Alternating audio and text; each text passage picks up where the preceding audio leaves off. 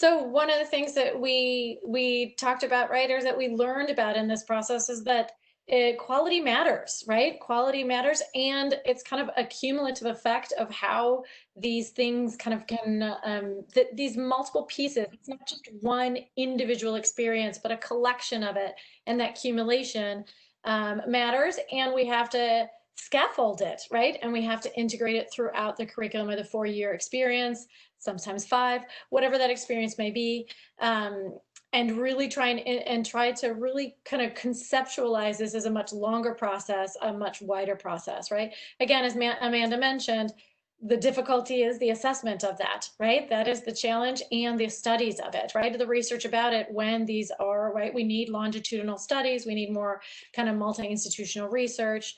Ours was clearly, this book is attempting to start that, right? Start that conversation, start having a model about multi-institutional research, about studies that can be potentially longitudinal, right? To see how all of these, how quality impacts, and how that quality is, that high impact practices are cumulative in some way, right?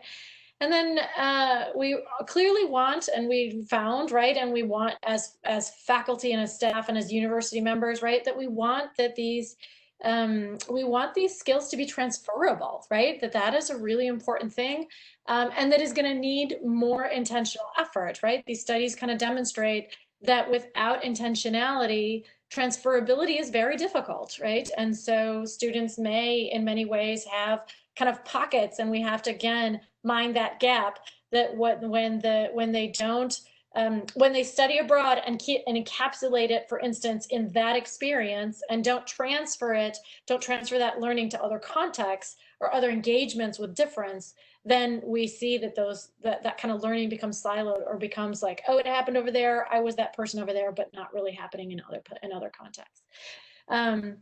And again, because we want those capabilities to interact equitably in a complex world, as the definition states, right? And that takes very concerted effort, kind of on all levels, okay?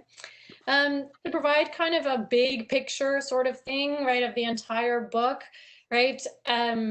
Immersion, for instance, is hard, right? It's hard to quantify, right? You could potentially have immersion on domestic programs. You could have potentially immersion on, right, on campus. There could be immersive experiences on campus, and we have to be able to, almost in some ways, right? We do have colleagues at Elon who are studying this right now, right? Of conceptualizations of immersion, and how we kind of we may need to kind of recalibrate or reconceptualize what immersion means, right?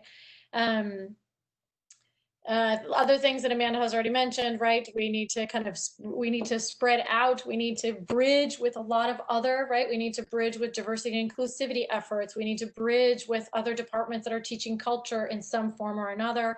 We need to bridge and be better about discussing global learning throughout institutions, but structurally throughout in lots of different, in different layers, right? We need to also be working with, well, again, there will be a different panorama, but we need to be working with also providers, study abroad providers. We need to be doing lots more connecting, building bridges, which is the cornerstone of intercultural competency, right? And so we need to be using that ourselves and applying that, right?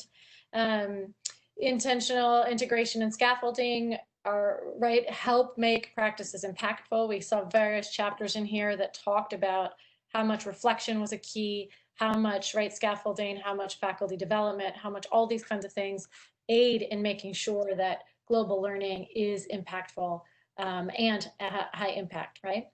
We already have issues about, we've talked about equity. We definitely need to explore more issues around equity. Right? There are lots of considerations, lots of things that need to be addressed within global education and global learning, on campus, off campus, throughout the entire curriculum, regarding equity. And that really, there's also that last, faculty are also learners, and how much we all need to be able to practice, repeated practice, right? We need repeated practice in all of this. Right? So I think those are kind of our huge, big takeaways from the book. Clearly lots more detail in the individual chapters, and we'll see more detail with the 4 weeks, right? So each week we'll have different representatives that will focus in on more of those very particular topics.